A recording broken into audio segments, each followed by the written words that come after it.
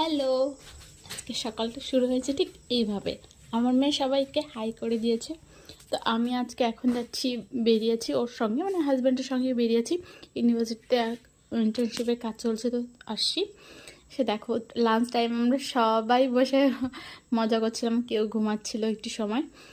আর এই হচ্ছে আমাদের বন্ধু বান্ধবীরা। তো আজকে আমার হচ্ছে হাজব্যান্ডের জন্মদিন ছিল, তো সেই জন্য শপিং করতে এসেছি যে ওর জন্য কী নেওয়া যায় জামা।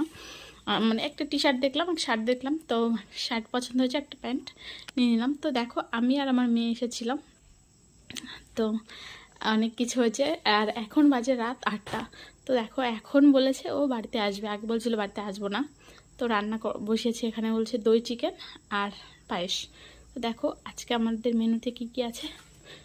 এটাই হচ্ছে আমার, এই খাবারটাই হচ্ছে আমার হাজব্যান্ডের বার্থডে স্পেশাল ডিনার। ওকে, বাই বাই।